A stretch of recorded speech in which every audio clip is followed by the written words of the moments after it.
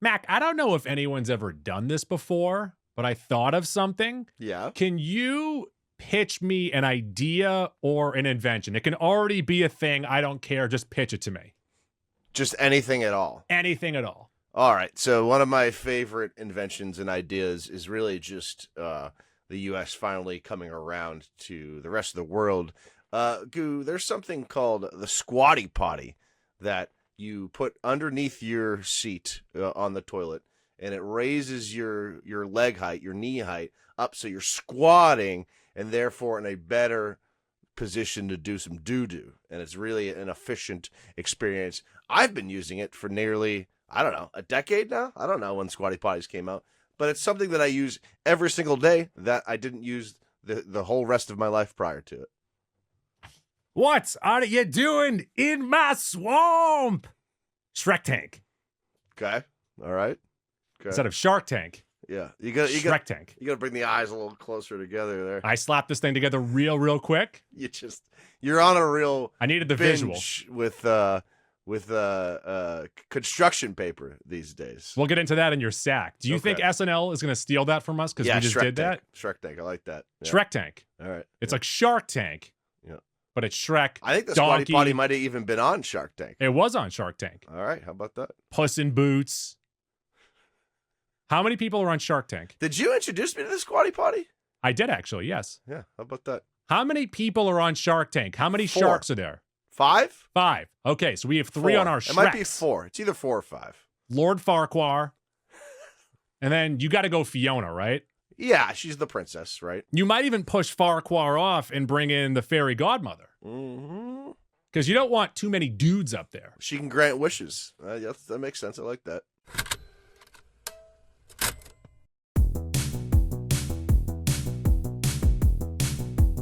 One goo, 3 yeah. Goo. Jaws 3. Goo. King of Queens. Goo. Meryl Streep. Entertainment. I'm Goo. And I'm Mac. And we're the Mac and Goo program. We bring you an old staple, an old friend, what we used to do constantly on the show, and then it ran out, and now you get Shrek Tank. Yeah, today we are doing a Mac and Guvie vault. That's right, our world famous Guvie vault. This is something we did quite often for a couple years to get through all the years of movies. We've gone all the way back to 1985 because that's really when movies got good. You could AKA, argue that we might be able to go to 1980, but we haven't done it. It's partially movies kind of sucked prior to that, and we're not old enough really to go through a year. We're prior to barely that. old enough to do the 85. And so we've done every year since 1985, and now the last 4 or 5 years we do it at the end of the year to recap the year. The timing is pretty good now with 2025 movie award season in full swing. We just have the Academy Awards left, so hopefully this will be a nice precursor for you into the Academy This Awards. also kicks off what I think of as our best 3 or 4 episodes of the year, where right now you get the vaults. Mm-hmm. Next week, I'm thinking you're going to get the draft. Ooh. And then after that, the Cinemac and Guvie Awards. How about that? That's like Grammys, NFL draft, Oscars. Sure, we'll go with that. All in one. So, Mac, before we step in the time machine that was 2025, a great year for entertainment, can you please just recap very, very quickly where we are right now? Yeah, do you want me to go all the way back to 85? I got If you want to talk fast. All right. So, recapping all of our Mac and Guvie Vault winners from the inception of the vault back in 85. We finally undug it in 2015. 1985, Back to the Future. 86, Aliens. 87, The Princess Bride. 88, Die Hard. 89, Batman. 90, Goodfellas. 91, Silence of the Lambs. 92, My Cousin Vinny. 93, Jurassic Park. 94, The Shawshank Redemption. 95, Toy Story. 96, Happy Gilmore. 97, Austin Powers, International Man of Mystery. 98, Saving Private Ryan. 99, Fight Club. 2000, Remember the Titans. 2001, Training Day. 02, Lord of the Rings, The Two Towers. 03, Old School. 04, Anchorman. 05, Batman Begins. '06, The Departed. '07, Superbad. '08, The Dark Knight. 2009, The Hangover. 2010, Inception. 11, X-Men First Class. 12, The Avengers. 2013, This Is the End. 2014, Guardians of the Galaxy. 15, Star Wars The Force Awakens. 16, Deadpool. 17, Logan. 18, Avengers Infinity War. 19, Avengers Endgame. 2020, Palm Springs. 2021, Spider-Man No Way Home. 2022, The Batman.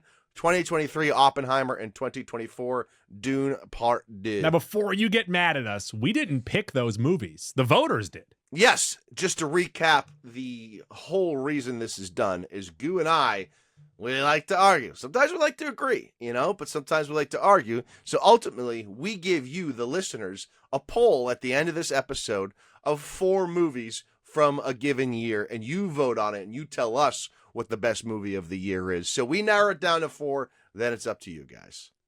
Yes, and doing this one was a little difficult, I would say, Mac. I would say this is the hardest year we've done at the end of the year, not, going back and narrowing it down to 4. We're a little more scattered than we usually are for what the 4 best movies are on the year. We agree on maybe 2, maybe 3, but there is a wide range from like 2 or 3 to 7 or 8, where the movies are pretty similar and it becomes more about your taste. So there are going to be some listeners today that maybe think we're a little off, and there are going to be a couple movies left off today that are going to piss people off.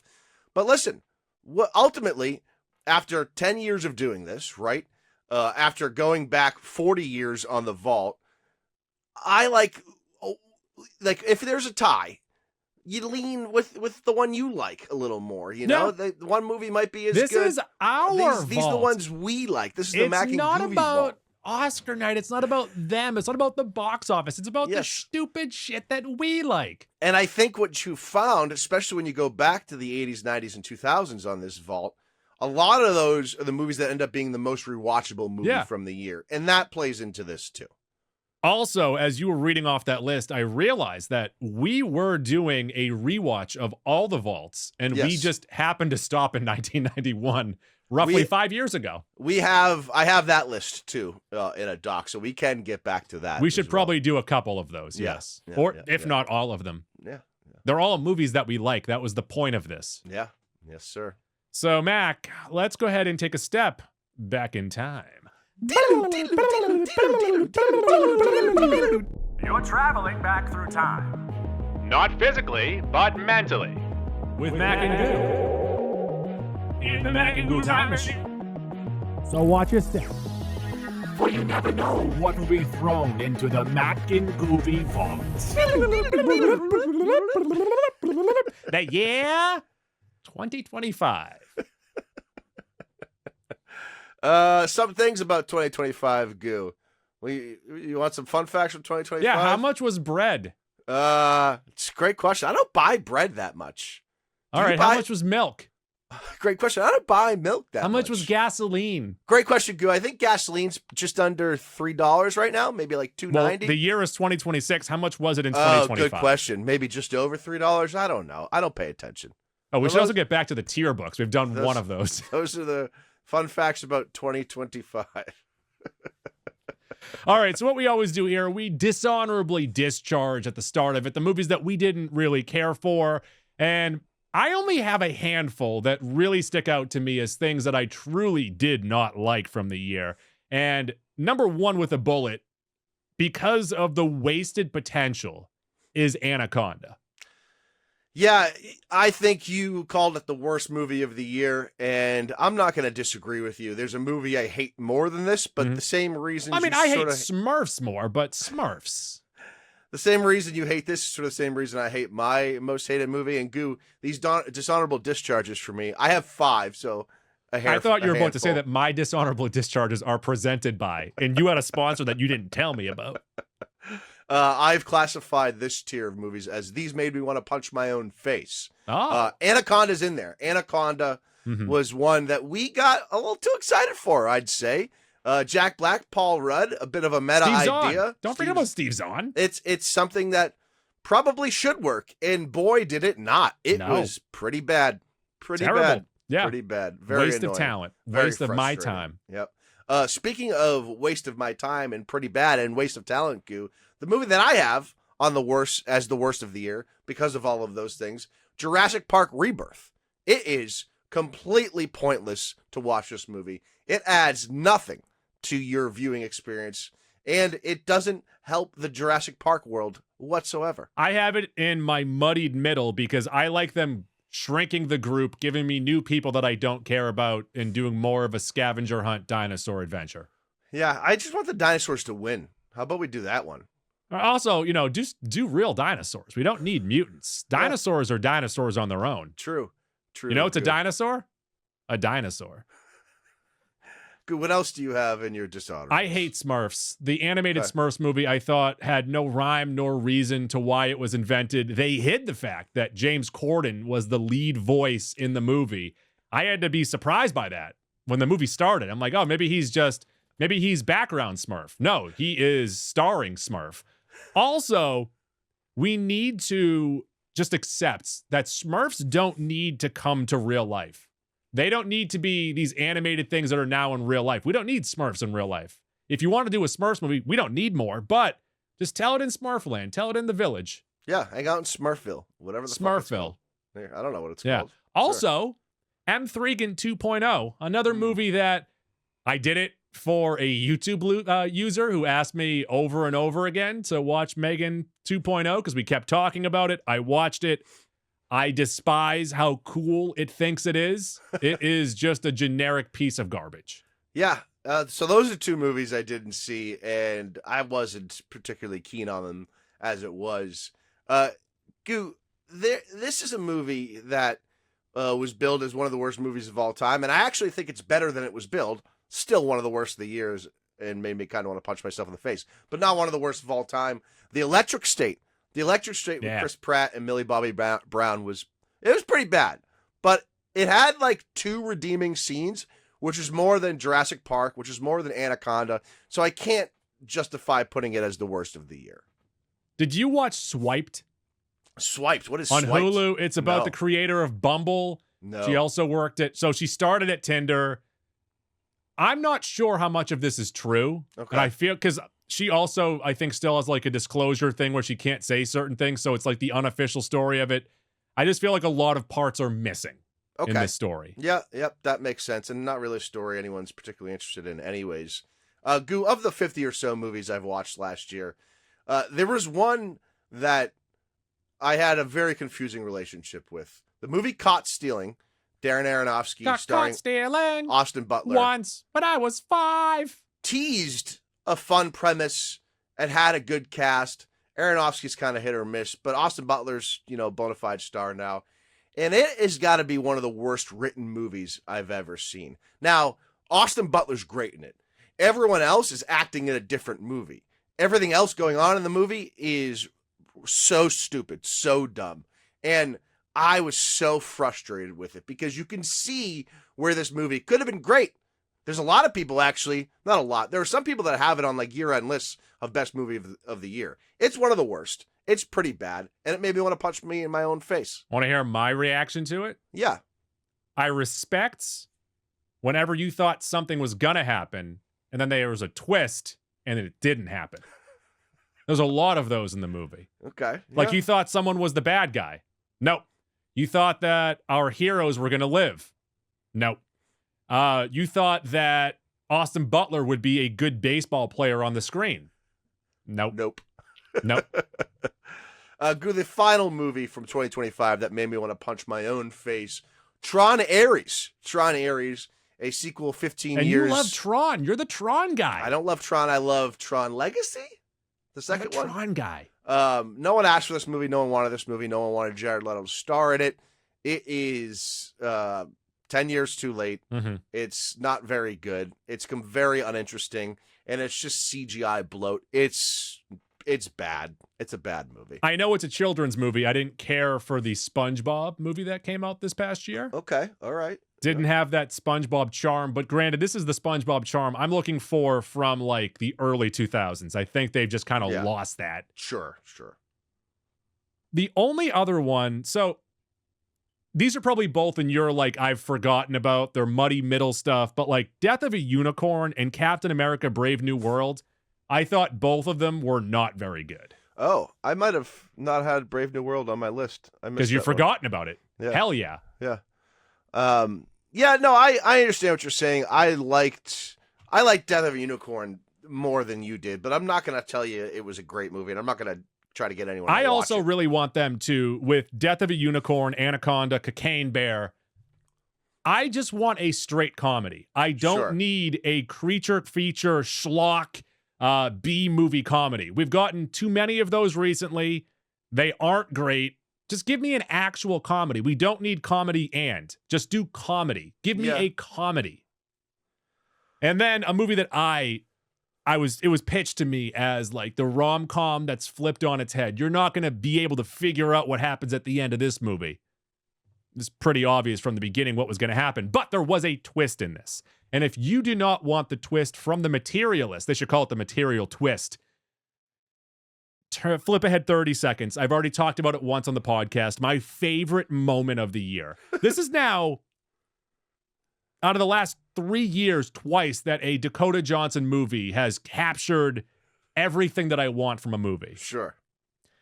It was teased in the movie at the beginning that guys, when trying to date women on the apps, they'll lie about their height, or height is the most important thing possible. And there's a joke at the beginning, a throwaway joke even, about people lengthening their legs.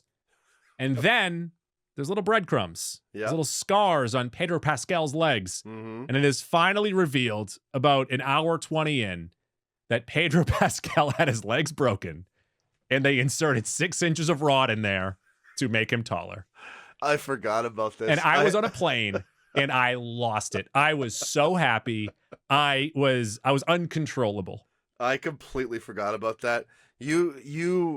I needed to hear what this was because you were talking about it for like a week straight. I'm like, please just tell me because I'm never going to watch the movie. And it legit is hilarious. It's that the best so thing ever. Hilariously bad. It's fucking incredible. It's so good. It's my favorite movie moment of the year. And you're going to find that out when we do the award. Whatever the jaw drop moment, whatever like the big moment of 2025, it is finding out that Pedro Pascal added 6 inches to his legs to be taller. And his response is, you should see the respect I get now. Well, then we had the conversation, right? Would you rather add 6 inches to your hog or to your height? You know, hog or height? Hog or height. And then you said you wanted it added to your arms. You wanted really long orangutan arms. Certainly not. I had the same argument with one of my cousins, and he was like, I'd be a great athlete with this. I'm like, no. If you add any amount of filler to your bones, you're not an athlete anymore. You're very, very fragile. You're going to break. Quite true. You need to you can stand up. You can walk to a spot. That's it. You can sit right back You down. can sit right back down. Don't But slowly, over-exude yourself. slowly, yeah. Don't break what you just spent $200,000 on. Once again, though, I'm only 5'10 and a half. I'm taller than you, but I'm 5'10 and a half. Could you imagine where my life would be if I was 6 feet tall? My license says 6 feet, so I know all about it, Goo. You're not 6 feet tall. It's great. It's great up here. It's great up here. I would love it if you were arrested for lying on your license. I'm gonna give how about this? Instead Yeah. of six on height or hog, I'm gonna give myself an extra inch on both. That's a good compromise. No, you can't split the diff. Yeah. It's either 6 on one I'm not or the other. I'm not using all 6. I'm only using a third of it. So pretty much, if Mac were to add 6 onto either, would he rather have a 6.5-inch penis, or would he rather Or be be 6'5"?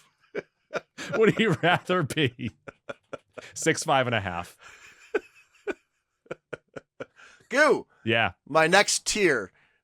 You tell me how you feel about these movies. I'll run through them. I don't have to expound upon them big time, but essentially, I don't think these movies are terrible, but they're definitely not good.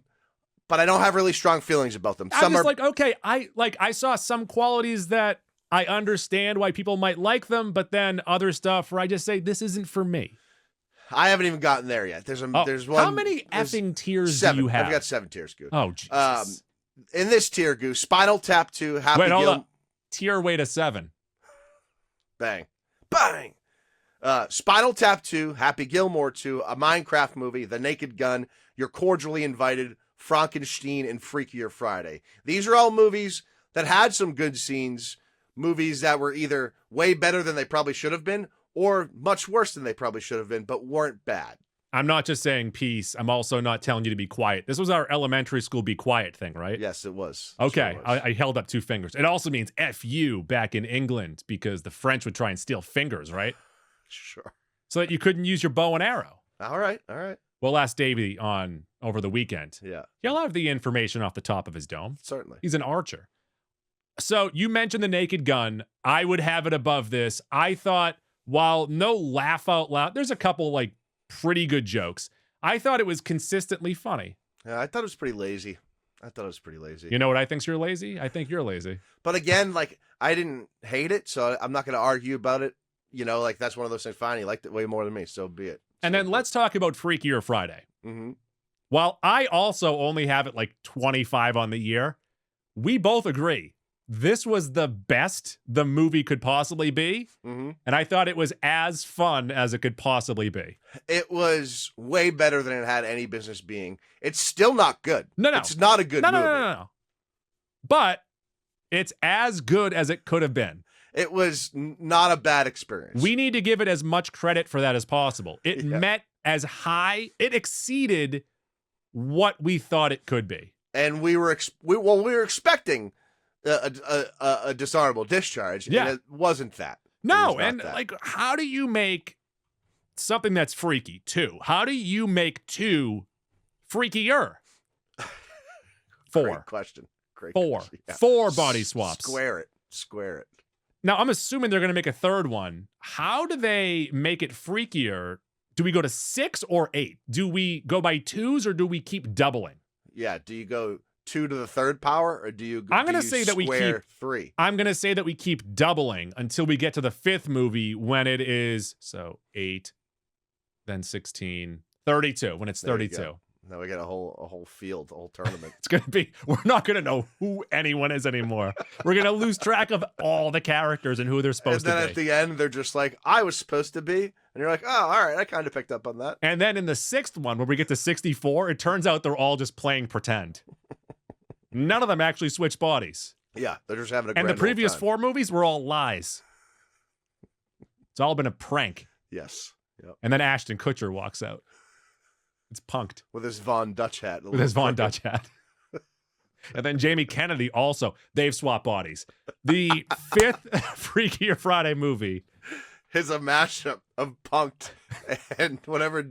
Oh, Jamie the Kennedy experiment. experiment. Was it experiment or experience? Experiment. Yeah. Okay, you had the DVDs. You should know this. Yeah. It turns out that they've swapped bodies. I think Jamie Kennedy was We're better at onto pranking something. people You than better- Ashton you- Kutcher was, though. You better Ashton, submit that so no one steals it. you think so? You think Shrek? Call you think SAG Shrek right Tank? now. Call You think SAG Shrek right now. Tank and the flip of Jamie Kennedy and You Punked. better get those in. You better get those stamped. I'm gonna say this: prank-wise, Kennedy better than Kutcher. Kutcher relied on other people to carry out his pranks. Kennedy could do it himself. Yeah, but the whole point of Punked was getting celebrities. You know. Kennedy could do it. I Goo. think you could have Kennedy do Punked, but Kutcher couldn't do Kennedy. Goo. Now we're entering the tier. People of, don't care about this. People care about Punked and Jamie Kennedy. of movies that maybe a lot of you liked, maybe a lot more than me. They're simply not for me. They're not. I think they're good movies. They're just not my style, not my speed, not my taste. In here, Goo, I have Good Boy. That was the movie with the dog. Okay, yeah. Had potential. Freaky Tales. A lot of people like. I know Keith really liked it. Not for me. Not my style. How do they Definitely spell more Keith tails? stuff. Not like an animal tail. Oh, I thought it was a From the zoo crypt, documentary. Of the crypt. No. And no, you look no, at no. animals that have tails that don't quite fit their look. Like a Pikachu tail. Yeah.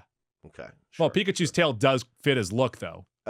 Goo, The Housemaid, which you would think would be for me, but really wasn't. The Really Housemaid, wasn't. I think, might be a rung below this. I don't think it is a good movie. I think a lot of the dialogue is quite bad, and it is really saved. I sent you a photo. It is the old lady from Wendy's of you have one giant piece of bread, which is the long bloated open of this movie. Then you have a little piece of beef in the middle that says nudity, and then another big piece of bread that says really long end that won't end. Where's the beef? I think it goes here for two things. Number one, the audience scores have been pretty good, and it made over $100 million. Number two, Amanda Seyfried's performance is legit one of the best of the year. It's okay. I wouldn't say one of the best of the year. It was easily one of the best. I hate where they take it at the end.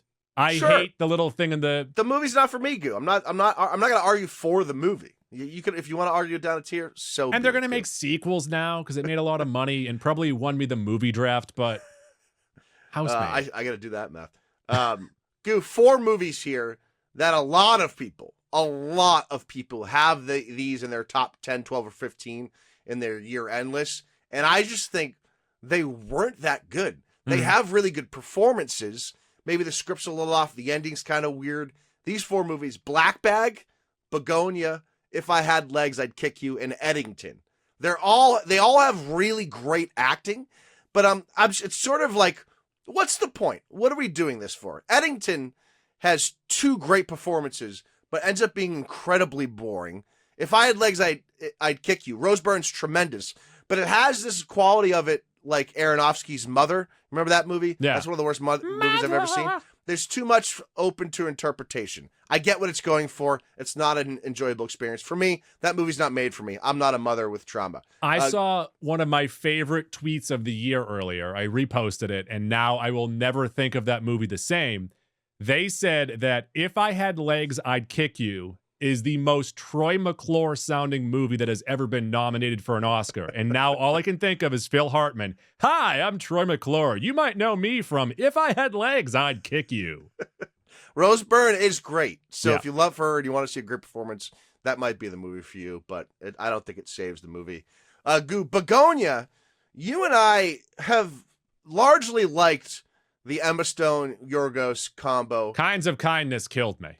Jesse Plemons and Emma Stone are great in this movie, but the movie just takes you on a ride that I didn't care for. I understand all the themes it's being played with. It just, to me, like, wasn't an enjoyable movie at all. Not bad, well acted, not enjoyable.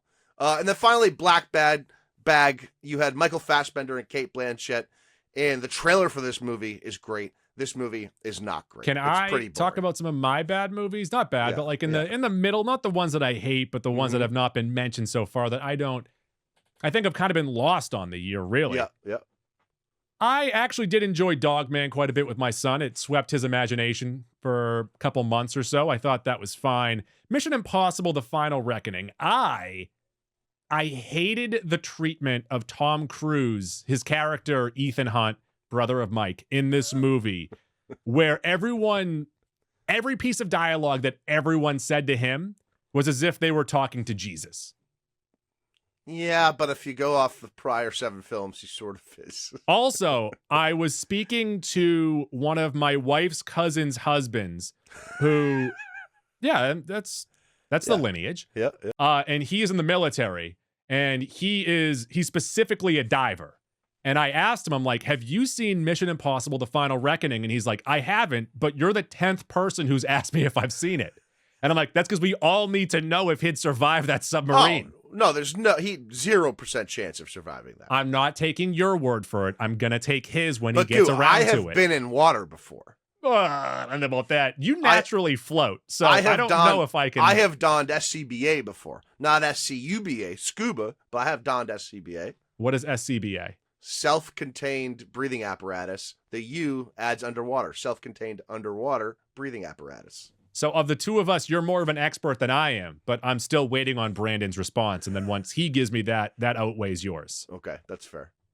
I wonder if he's seen it. I'm just going to text him randomly. Hey, have you seen Mission Impossible yet? What do you think of when he strips down in the ocean? He floats up in the ocean. Yeah, he floats up like 3,000 meters and survives.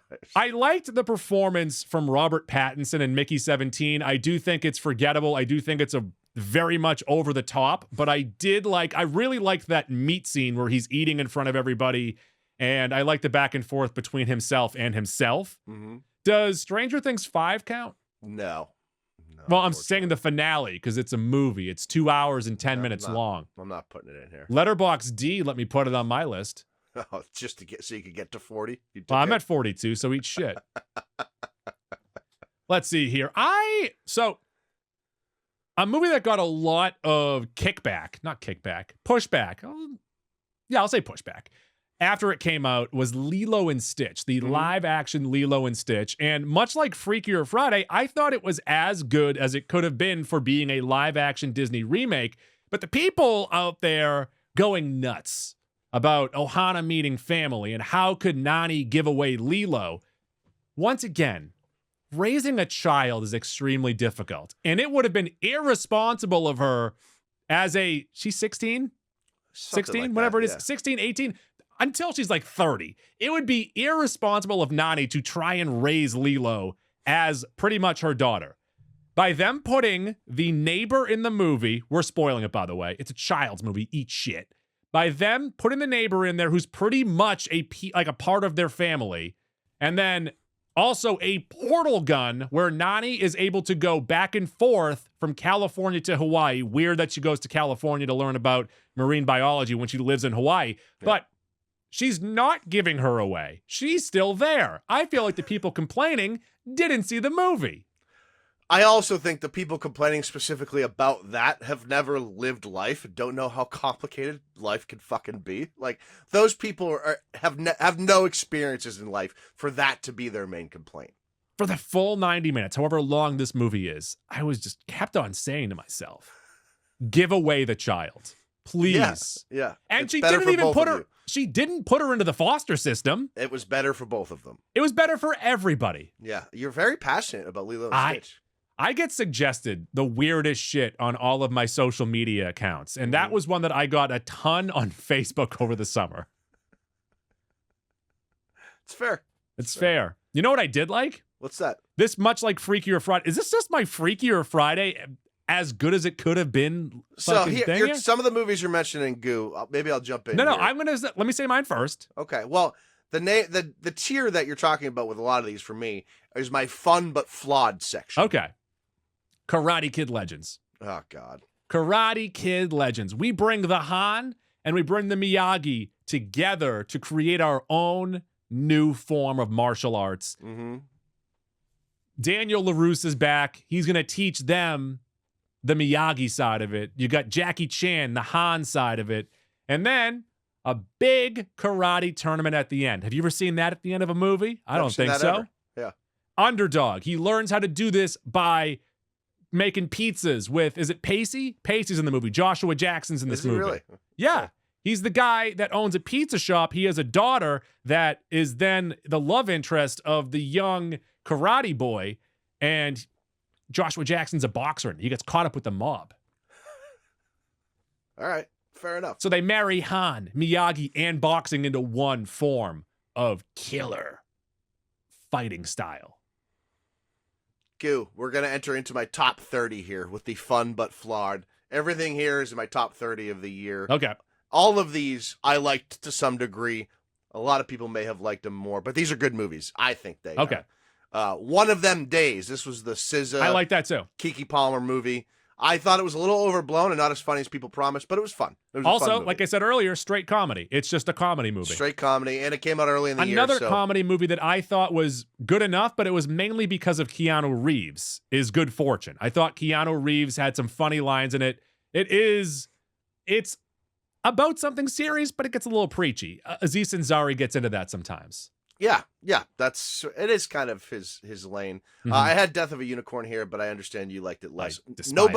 Nobody too, Goo. It's a fun movie. I liked it more than you. It's not nearly as good as the first one. It's much more flawed, but it was fun, enjoyable. It had enough moments where when something started to escalate, you'd say,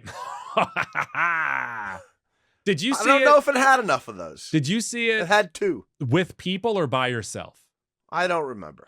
Because I saw it in a pretty full screening, and having the people there that would guffaw, yell, cheer with, I think added to my experience. We agree it's much lower than the first one, though.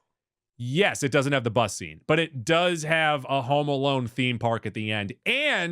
And don't forget this, write this down, worst villain of the year. Pretty bad. The really worst. Bad. really bad. What was the name? Sharon Stone. There you go. Well, I knew it was Sharon Stone. I was trying to think of the actual character I didn't name. remember who it was. For some reason I was thinking Julianne Moore because Julianne Moore was the really bad villain. I was in thinking of Kingsman Julie 2. Andrews. The bad guy from The Sound of Music. Elio. Yeah. Was a Pixar movie this year. Had decent promise. It's fun. I'd be curious once Raffi watches it how he feels about it. It's definitely more oriented for a younger kid than a teenager. So he hasn't seen that, but another animated movie that he did enjoy that does lean more into like the childish humor is The Bad Guys 2. He does like both of these movies. I liked it enough. I would say the first one's a little bit better. Okay. Yep. Roofman. This Roofman. was fun. It's Channing Tatum mostly doing some fun things. Yeah. What the hell is her name? Married to Jesse Plemons. Don't say it like that. Her name is Kirsten Dunst. She's her own person. Kirsten Dunst also gives a great performance in this. The movie just kind of fizzles out. So let me explain. Let me tell you why I like that though. Mm-hmm.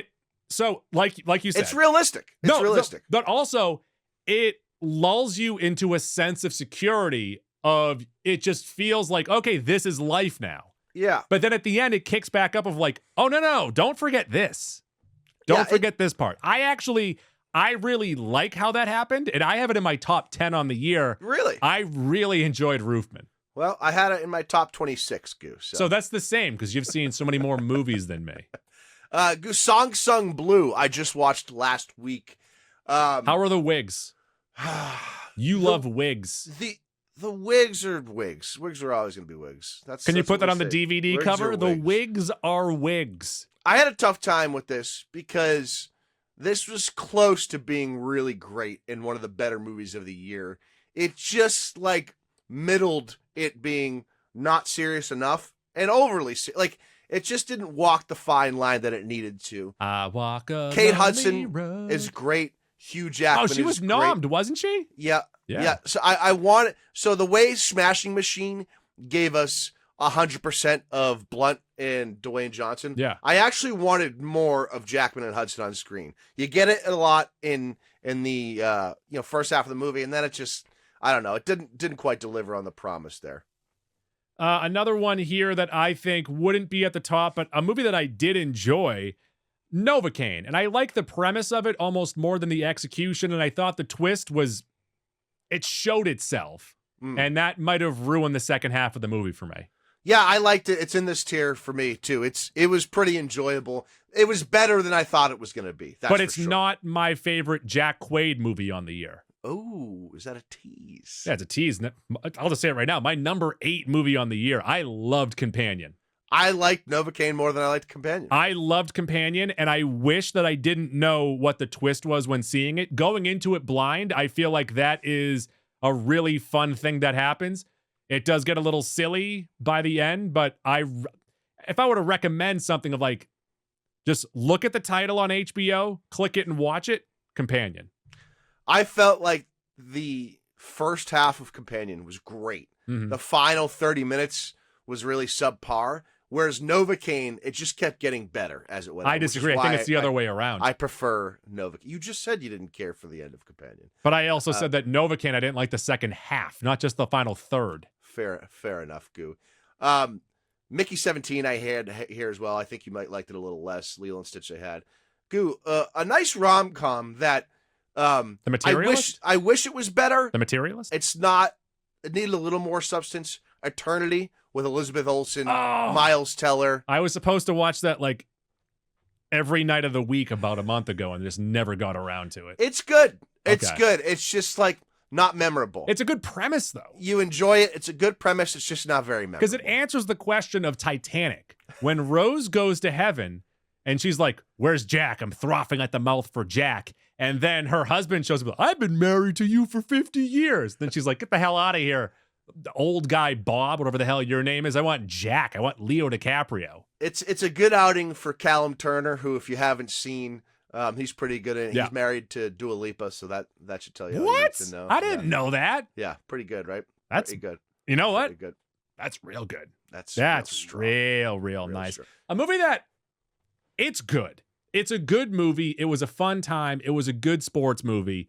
But one that we look at kind of side-eyed now is F1, because how?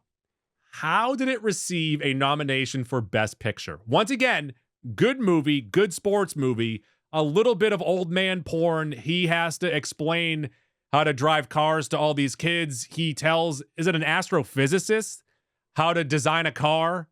So, like, there's a bit of that to it. It's Top Gun in a car. I liked it once again. How did it receive a Best Picture nomination?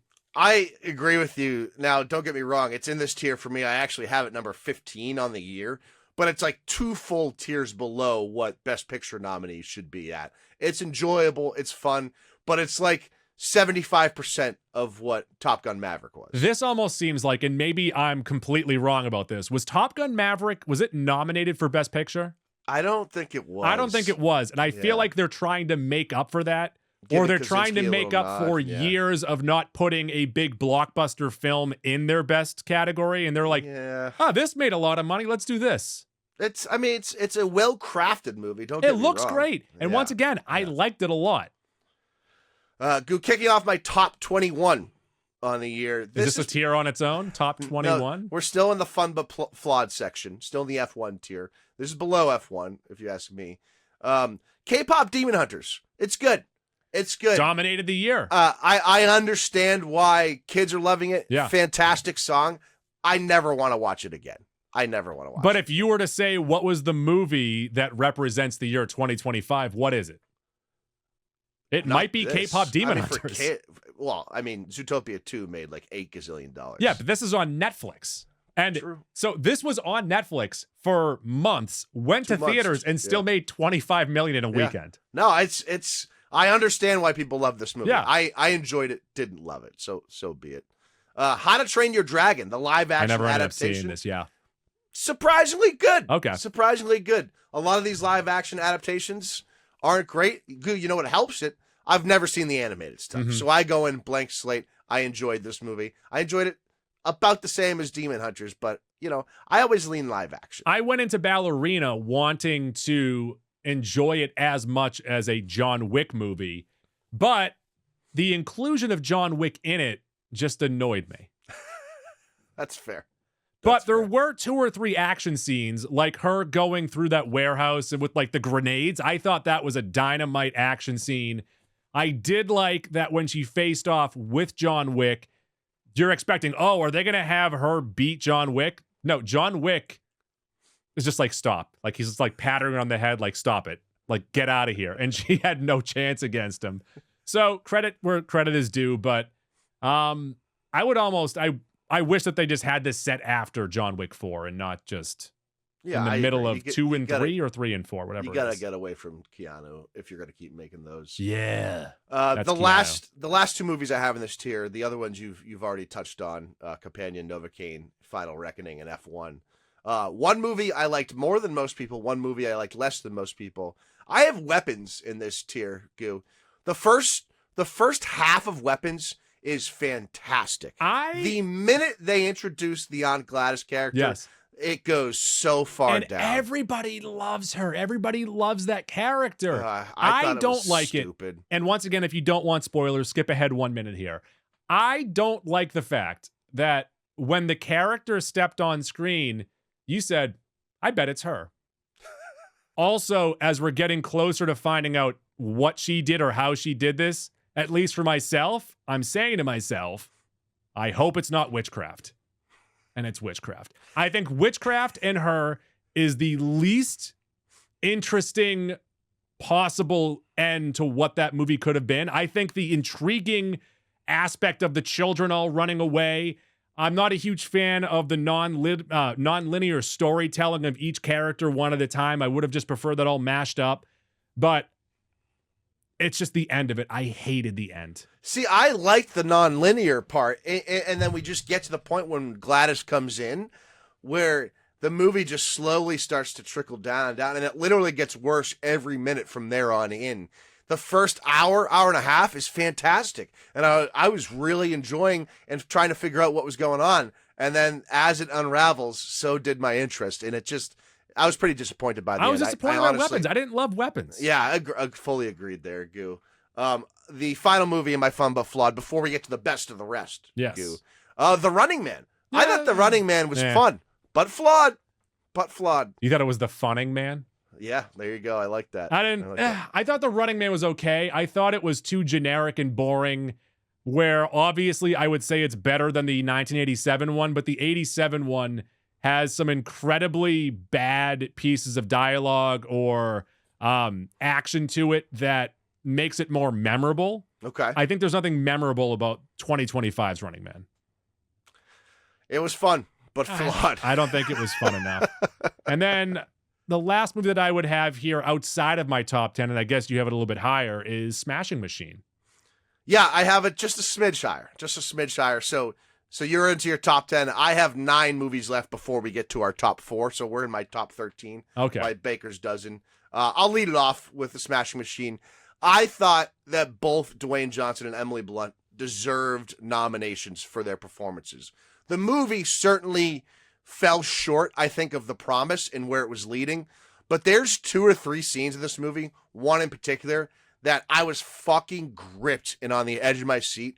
And it did that better than like all but 6 or 7 movies on the year. It's a really good movie. I don't know if it's great. The performances are great. I was very impressed with The Rock. He's clearly shown that he can be a legit actor. The Smashing Machine I have in the best of the rest. No, I do think that the performances are great, and I love the relationship between the two of them. I had an toxic 11th, actually. You have relationship. I do wish that we spent more time with them and the relationship, because I thought that the sports action of this movie was boring and repetitive. That's fair. Also, the final tournament there, the announcer, you got to shut up. We get it. There's $200,000 on the line. We get it. It's life-changing money. Goo, that was 11 for me. 12 and 13. 2 movies. One movie you haven't seen, one you didn't really like. The Ballad of Wallace Island, I have just sneaking up here. It's a movie not enough people have seen. It's delightful. It's devastating. It's a good story. Just didn't quite get to the level where I would actually recommend it to people. I think if you like those kinds of movies, you'll love it, but maybe not for everyone. And then Goo, I'm a sucker for this. Wicked for Good, Yes. I have at number 12. In part because the first one is so good, it leads into a lot of the enjoyability in the second one. The second one is probably a couple tiers below the first one, though. The music's not as good. The performances are probably even better, though. It's just not as fun. The music isn't good, so it's down here outside the top 10. But I enjoyed the shit out of it, Goo. Yeah, I didn't like the first one, so I just didn't see the second one. That makes a lot of sense. Let's go on to a movie that... Have you seen Predator Badlands? No, I didn't get a chance to watch it. I enjoyed it.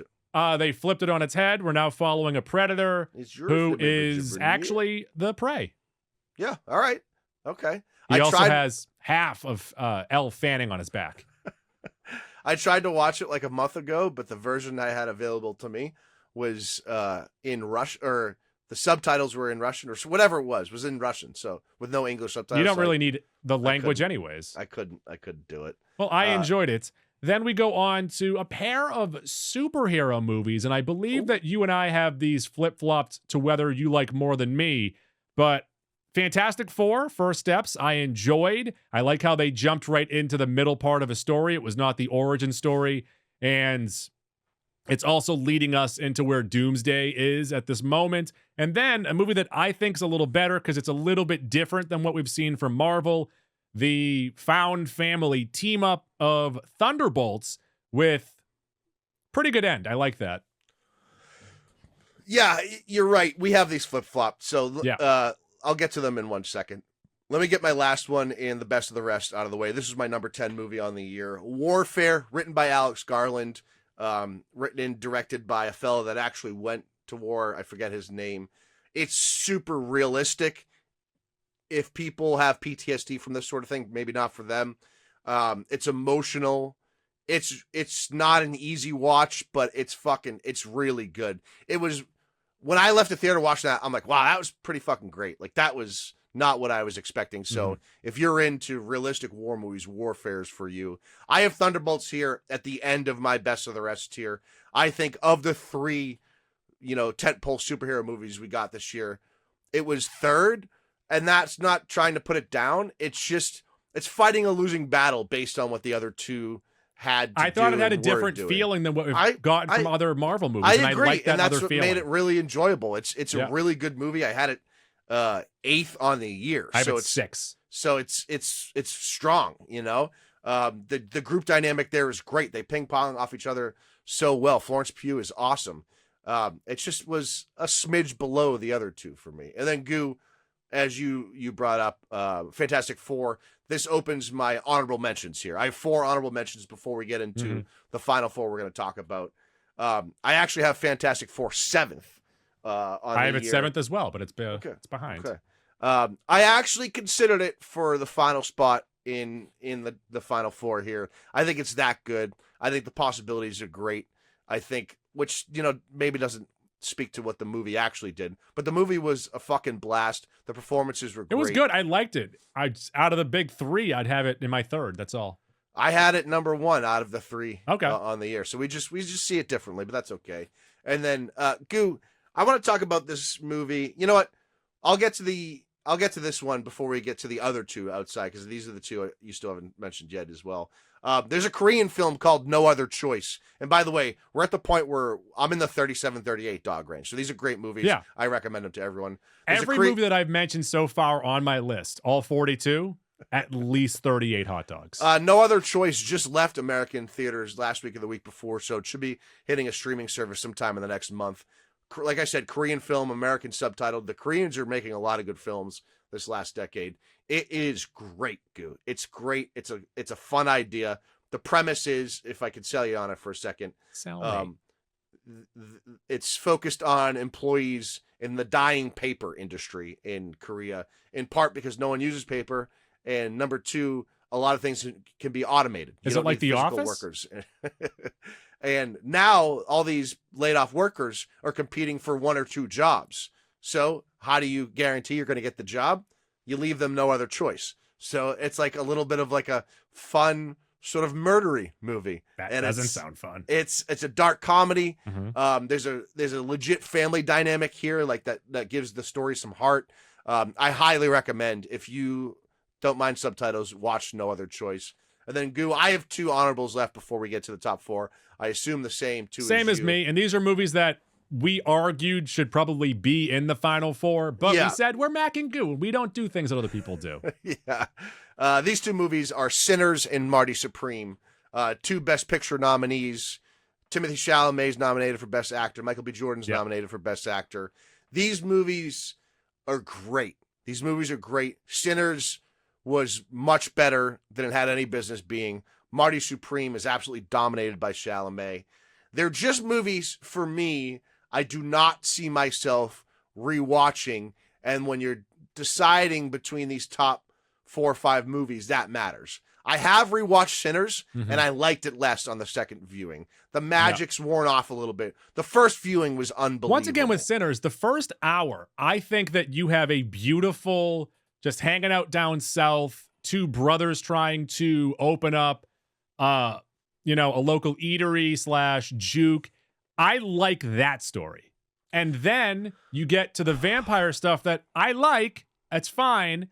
But then when you get to the final 25 minutes of like the Tarantino shootout where he goes back, and then the post-credit where we jump how many years in the future, that soured me so much.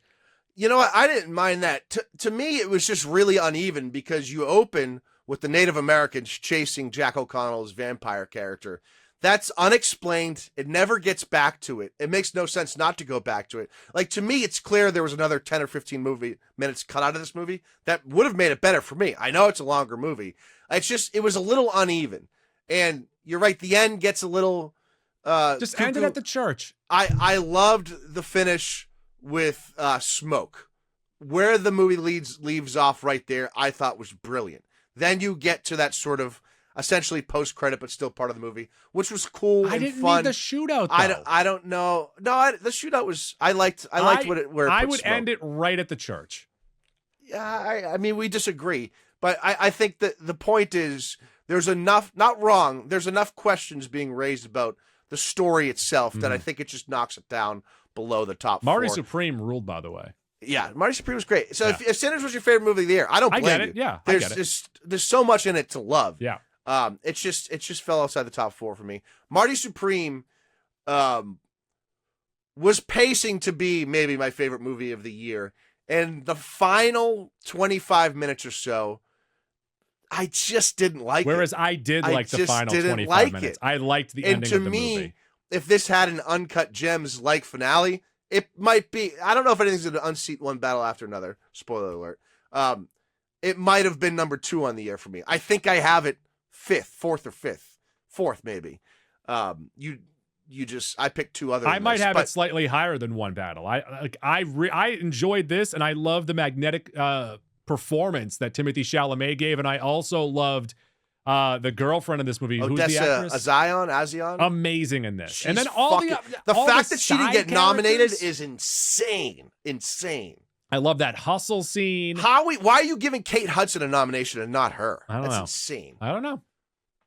Is that all we got?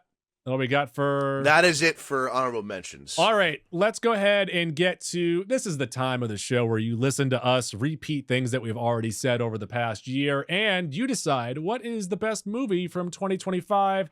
Shall I go first? Yeah, go with the one that's gonna piss people off the most here. I think both of them are going to piss people off, depending on who the person is. That's not true. Okay. What if I picked the wrong one? Go with Friendship. Okay, I'm going to pick Friendship. Look, I get it. Is it the best movie on the year? No. When people ask me, what's your favorite movie on the year? And I say Friendship, and then they ask me, should I see it? My answer is usually no, because I know that it's an acquired taste where this also has a full runtime of 100 minutes where they are able to sit in the awkwardness that even a sketch show like I Think You Should Leave can't do. And we did get a lot of that with the Chair Company. I do prefer this over the Chair Company just a little bit. Chair Company also great. But this is Tim Robinson, Paul Rudd, Kate Mara, and Jack Dylan Grazer, where the dynamic of what we got between those 4 characters, everything that we got from Craig, Tim Robinson's character, it's not just like quick, funny stuff. There is laugh out loud moments. It's that fucking hilarious. I haven't had in a cinema in a long, long time. This is written and directed by Andrew D. Young. And when seeing this, you're like, this is catered. This is written specifically for Tim Robinson. No one else could have done this movie and made it work the way that Robinson did. It's really hard to describe this as just saying it's a comedy because once again, it's not for everybody. There are scenes like the soap scene where while watching it, he puts soap in his mouth. Oh, I've been a bad widow boy. And at first you say, all right, that's a little weird. That's not the best. But the fact that he sits in it for a minute and keeps on going, funny again. Time equals funny. The joke pacing is hilarious. I have watched the frog or the toad scene. The Subway scene. Where he goes to Subway on a loop on Instagram. The Anytime eatery? it is recommended to me, I watch it again. It's the hardest I've laughed in like 2 or 3 years. The stuff with him losing his wife is hilarious. Yeah. The fact that he keeps on trying to bring his wife and son to things that he does with Paul Rudd, the exact same stuff, is hilarious. Yeah. Eating the mushrooms, so funny. There are some recycled bits, and there also are some recycled bits that we have in the Chair Company, but I also like those bits. I love this. It's the perfect stupid ending of you think that he's finally realized the wrongs of what he's done. And I'm sorry, no. You hope that he's realized the wrongs of what he's done. Yeah. And then just flip right back into it. It's to me also, like we were discussing, what are the 4 nominees going to be. I think if you looked at both of our lists, if you did lowest common denominator between you and I, it'd probably be number one between us. So to me, it had to be on the list. I'm glad you nominated it.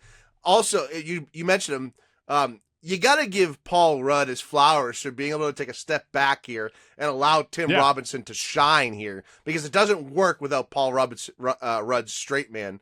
And additionally, I have now seen also like 4 or 5 alternative scenes of Conor O'Malley in the garage. Oh my God, the Conor O'Malley stuff is so I think funny. they're all almost better than what we got in the movie, which is maybe a hit strike against the movie, but it's so good. He also had that line about we never should have gone to like Afghanistan or whatever. Like there are moments in this movie that are laugh out loud funny and get better as you watch it, as a lot of Tim Robinson comedy does. So I know you and I will fully acknowledge there's a percentage of people this movie was not made for. They were never a large percentage of people not. They were never gonna like it. Once But again, it was made for you and I, and we fucking loved it. So, like you just said, made for you and I. It feels like we have ownership over it. It feels like this is our movie. I bought it on Prime Video. I own it digitally. So you don't technically own anything. Prime Video can take that away at any time. Sure. So this is a movie that I can watch it on any device I'd like. Once again, my wife, who does like I Think You Should Leave, watching this, she's like, this is too much for me. And I get that. It's too much for some people. Yeah. You had it number 1 of the year. I had number 3. It had to be on our list. Goo, my first nominee is a movie you still haven't seen, which bothers the shit out of me. 28 years later. 28 years later, my number 2 movie on the year, and Goo still hasn't seen it. This made $151 million worldwide on a $60 million budget. $70 million domestically. It became the second or third highest grossing Danny Boyle film, just behind Slumdog Millionaire, which made almost $400 million. It's right up there with Yesterday. Peter's son or brother? Great question, Goo. We are a Peter Boyle podcast here. This is a rated R horror, sci-fi, and thriller, and a movie I didn't really even get a chance to talk about all year because you never saw it. It's a horror, sci-fi, thriller subgenre, body horror, monster horror, survival, zombie horror. This has a runtime of 115 minutes. It's crisp as fuck. On Roddy T's 88% from the audience, only 63% from the 88% from the critics, only 63% from the audience, which is confounding and confusing. I don't know how that came to be. A 77 on Metacritic. It is written by Alex Garland, Goo, who we know from Never Let Me Go, Dread, Ex Machina, Annihilation, Devs, Men, Civil War, and Warfare. So 2 of the 10 best movies on the year from Alex Garland. Upcoming, he's doing the 3rd movie in this series. He also wrote the 2nd one, which just came out a few weeks ago. And he's doing the Elden Ring movie, so that is encouraging. Directed, of course, by Danny Boyle, we know from Trainspotting, The Beach, 28 Days Later, the original movie in this franchise. Slumdog Millionaire, 127 Hours, Steve Jobs, T2, Trainspotting, and Yesterday. Upcoming, he has movies called Ink and Methuselah. So if you like Danny Boyle, look for those.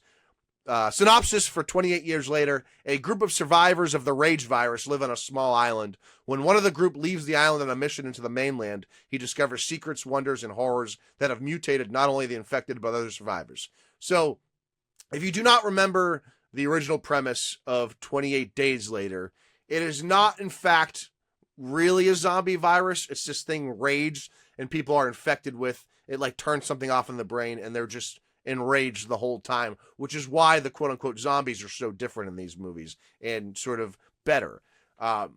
That first movie is so fucking good. Cillian Murphy was a relative unknown, at least to American audiences back then. You had subsequently 28 Weeks Later, which was okay, not nearly as good. This kicks the franchise back off in tremendous fashion. And Goo, you go into this expecting this zombie apocalypse sort of shoot 'em up type of movie, and it flips it on its head. It ends up being a beautiful, beautiful family story about sons and mothers, sons and fathers, in complicated relationships set with the sort of apocalypse as its backdrop. Jodie Comer plays Isla. Aaron Taylor Johnson is Jamie. That's the mother and father. Ralph Fiennes plays Dr. Kelson. The son of Jodie Comer and Aaron Taylor Johnson is played by Alfie Williams, who's named Spike, and he's fucking great in this movie. He's probably 14 or 15, and he's fucking tremendous. Other characters here, you have Rocco Haynes as young Jimmy. The older version is Jack O'Connell, a.k.a. Sir Jimmy Crystal, who we see featured in the 2nd movie of the franchise. And then you have Kai Lewis Perry as Samson, who's like the alpha zombie sort of thing. I just can't stress enough how we're seeing it with The Last of Us as well. You know, obviously people loved The Walking Dead. This human story built in with the zombie as the zombie apocalypse as the backdrop just really has a way of bringing out emotions. And if you have not seen this movie, I need you to see it. The second one is a little different. For the middle movie of a three movie series, I think it made a good decision. But this movie is fucking great. It's so good. It's my number 2 on the year. And emotionally, other than One Battle After Another and maybe a scene or two in Marty Supreme, no other movie from 2025 touches this. The emotions that this movie invokes are fantastic. All right, I'll get to my final nomination for the 2025 Mac and Guvie Vault, formerly known as Superman Legacy. Let's go with Superman. It made some money at the box office, $618 worldwide, PG-13 action, adventure, sci-fi, superhero, runtime of 129 minutes. Roddy T's 82.96, 69 Metacritic, written and directed by James Gunn, starring David Corenswet, Rachel Brosnahan, Nicholas Hoult, and a bunch of other people. What I love about this movie, once again, like we said with the Fantastic Four, no origin story. Let's jump right into act number 2. Mm-hmm. And we also got back to gee, golly, aw shucks, optimistic, bright-eyed Superman that I think had a real... I love the portrayal of Superman here. And I think that really is what brings it above the other 2 comic book movies on the year. I also love the fact that the movie in general, the overall, the look of it mimics what Superman is. This is a bright, vibrant, fun movie. I do think they spent a little bit too much time in the Pocket universe, but other than that, I love the look of this movie. I love the Clark Kent Superman interactions with everyone around him, and especially what we see with him and Lois Lane. I love the interview scene. I think that is the best scene from the movie of Clark, Superman slipping back and forth and losing control of, like, why don't you people want my help? Why am I being pushed on this? I love that scene. I like what they do between him and his parents, him and his adopted parents, but also the relationship that we find out with his regular parents as well. Soups takes a beating in this movie. He needs to learn how to pick himself back up. Bootstraps, pull him up, grease some asses, USA. And then, favorite reference of the year is in this movie when Lex Luthor takes him into that Pocket universe and there's hundreds of monkeys writing tweets. And that is Mr. Burns trying to write the great American novel. It was the best of times. It was the blurst of times. It's Goo. I'm not gonna say anything bad about this movie because I borderline loved it. I have it at 36 hot dogs. I do have it at number 8 on the year, behind a couple spots behind Fantastic Four, ahead of Thunderbolts, just barely, but behind like Sinners, No Other Choice, Marty Supreme. I thought it did a lot of really good things, but mostly in that it kicks off the DCU in a really strong fashion. But the movie by itself in a vacuum, I just think sort of falls short of that top tier. It's like second tier of superhero movies and of the year for me. Fun, bright. I also think a little bit it's a victim of James Gunn's own prior success. I like all 3 Guardians movies more than this. I like Guardians 1 definitely more, and then probably on par with Guardians 3. So to me, it's hard to tout it as like one of the best of the year. It's just behind those. I mean, I have Guardians 1 at 40 hot dogs. Yeah, no, I know. I understand. I just have it a little bit lower than you do. But I do think there were 3 great comic book movies on the year, so I'm okay with one of them sort of ended up. Too much dog. I would have picked Fantastic Four to represent those. You picked Superman, that's fine. It's too much dog. I think Fantastic Four out of the 3 felt the most samesies of what we've gotten in the past. I think these 2 at least felt different to me. Fair enough. Agree to disagree. Goo. Yeah. The final nominee of the 4 for the Mac and Goobers to vote on is One Battle After Another. This, to me, is probably the best movie in the post-COVID era. You could argue Oppenheimer. You could argue Everything Everywhere All at Once. I think it's one of the best movies of all time. It made $208 million worldwide on a $130 million budget, so probably lost money, actually. Yeah. $72 million domestically. It is the highest grossing Paul Thomas.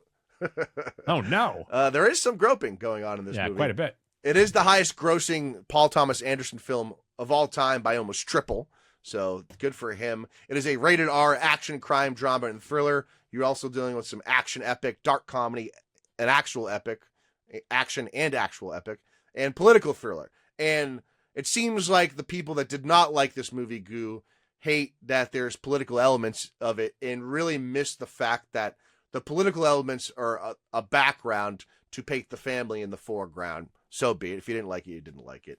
Has a runtime of 161 minutes. It's also long. I almost wanted more in this universe. It's so good. Ronnie T's 94% from the critics, 85% from the audience, a 95 on Metacritic, which is astronomically high. Again, written and directed by Paul Thomas Anderson. He did Boogie Nights, Magnolia, Punch Drunk Love, There Will Be Blood, The Master, Inherent Vice, Phantom Thread, and Licorice Pizza. I have a love-hate with Paul Thomas Anderson. I either love his movies or hate him. Simple as that. This movie was inspired by the 1999 novel Vineland by Thomas Pynchon. And give the synopsis. When their evil enemy resurfaces after 16 years, a group of ex-revolutionaries reunite to rescue one of their own's daughter. It stars Leonardo DiCaprio as Ghetto Pat, a.k.a. Bob, a.k.a. Rocket Man. Sean Penn as Captain Stephen J. Lockjaw. Benicio del Toro as Sensei Sergio St. Carlos. Teyana Taylor as Perfidia Beverly Hills. Chase Infinity as Willa. Regina Hall as Deandra. Wood Harris as Laredo. Alana Haim as Mae West. Shayna McHale as Jungle Pussy. Paul Grimstad as Howard Somerville. James Ratterman is Danvers, that interrogator, and Eric Schweig is Avanti, that bounty hunter. So this movie, I do think can be a hard sell for people. Number one, because the first 25 minutes is sort of not even really a part of the story. It serves to lead you into the actual story of this movie.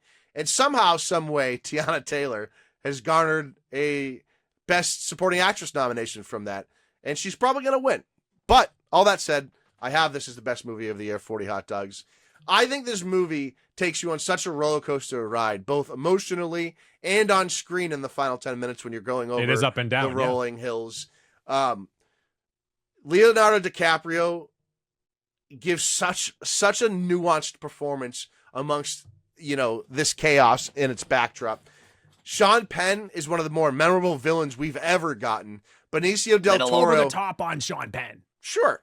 Benicio del Toro is one of the coolest sidekick characters we've ever One of the best. gotten. Yeah. He's so much fucking Him fun getting in this a movie. nom. That is the biggest accomplishment of the year. I hope he wins.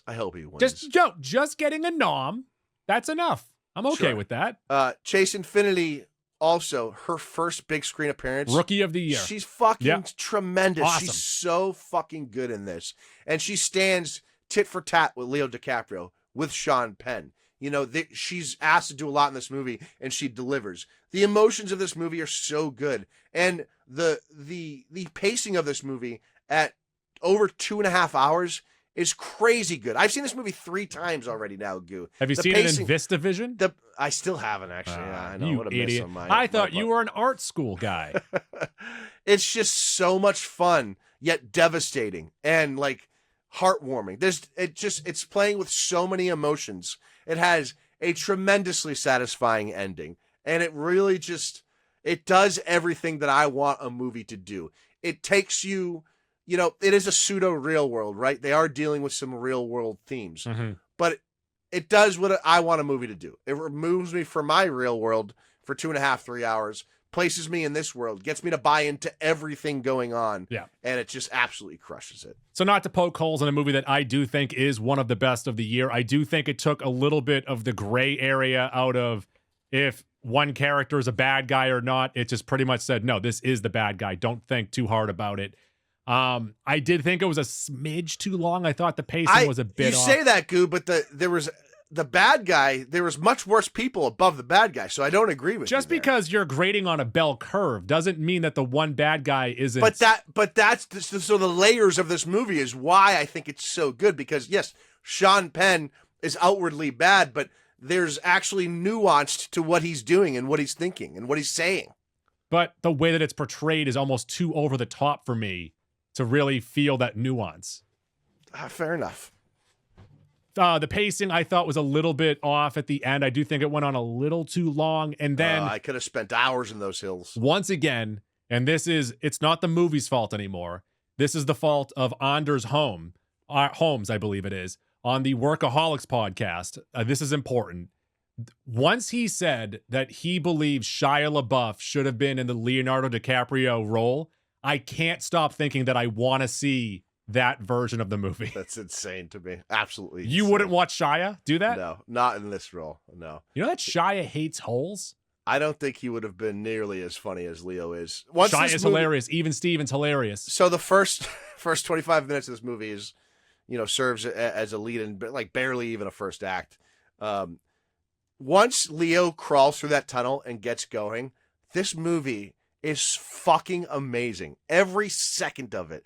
And once Benicio comes in, maybe 10, 15 minutes later, it gets kicked up to another notch. And Benicio's calm, cool collectedness weighed against Leo's franticness is a perfect marriage. It's so good. It's so amazing. I've seen it 3 times, and I want to see it again now that I'm Once talking again, about it. great movie. I'm just pointing out little things that poke at me, I would say. They didn't work. Those things don't register for me, but I'm not saying... I'm sure there's people that feel similar to you. All right, Mac, what are the 4 movies nominated for Mac and Guvie Vaults 2025? Our 4 nominees for the 2025 Mac and Guvie Vault entry are Friendship, 28 Years Later, Superman, and One Battle After Another. Head over to X now and vote. Maybe I'll put it on Instagram too. I know people really aren't on X as much anymore, so I can do both. Maybe. We'll see.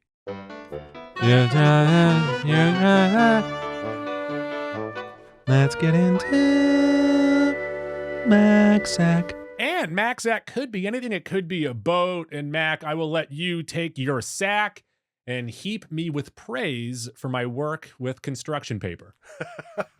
So Goo alerted me to this fun idea that his family has been partaking on Tuesday nights, Wednesday nights. So usually it's Monday nights, sometimes Tuesday nights, but it's usually Mondays. Okay, so they have been dedicating a couple hours on Mondays to doing collaging, which I would argue they're not really doing collaging, but that's neither here nor there. What they are doing is creating fun artwork.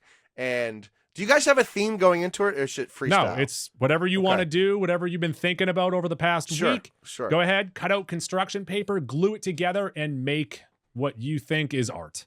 Yeah, and so I guess technically it is collaging because you're taking stuff and putting it all together on one piece of paper, but it's not collaging in the traditional form. Goo has utilized this medium to show that he is a true artiste. Goo is creating great work. It's legitimately great work. You're doing great things with construction paper. I believe I'm losing right now. Did you vote for me? I did vote for you. You should. No, so first up, everyone vote for my son. Among Us? Was that it? Yeah. Everyone vote for my son, obviously. But we got to knock him down a peg. Most important thing though is that he is learning, and I told him this. I tell him this every single Monday. If we're keeping score, I'm trying to win. You got to play for keeps. You need to keep that in mind. When you are keeping score, winning is what you want. Yes. Yeah. But yeah, fucking dominant. Art school. New England Institute of Art. I'm on the Mount Rushmore, baby. R.I.P. R.I.P. All right, Mac, where can the folks find us? You can find us on X and Instagram at Mac and Goo Podcast. Every other platform where you're Mac & Goo. It's Mac Shift 7 Goo. That includes Facebook, Stitcher, TuneIn, Castbox, Spreaker, Google Play, iHeartRadio. We're on Spotify and, more importantly, Apple Podcasts. Get on there, rate, review, subscribe, 5 stars. If you do that in an alternate timeline, we'll get you a free Mac and Goo t-shirt from the folks over at Watertown Sportswear. Watertown Sportswear, expert screen printing, watertownsportswear.com. What are you doing? You've done this. Street. I did it backwards. You've done this a lot, and you can't do it right now? Yeah, we're an hour and a half in here. We're too far into this. This is going to have at least a commercial break every 4 minutes. So brace yourself for that. tpublic.com merch. Check us out next week. Top of the week, probably do a news dump, and then have that draft out by the end of the week. You could also watch it live on Sunday night. Hey-o. That's everyone loves that. They're like, oh, it's kind of boring when you guys are all sitting here trying to figure things out. Because the audio, I'll tighten it up a little bit. I'll tighten it up a little bit in the draft. Okay. Too much time thinking. Everyone's overthinking. It's true. Like, although last year I think it was A little snappier. Little bit than in years snappier. past. Yeah. Like when someone nominates Dundee, you just got to take it. Don't overthink it. Just take You Dundee. gotta hop on it. You got to hop on Dundee. How Yeah. have we not gotten Dundee yet? You're asking the right questions, Goo. That's the movie that we've been waiting for. Save that for the movie draft episode. I will. Tuesdays are Goose Days. I abuse kangaroos. Tim Burton. Say bye. Bye.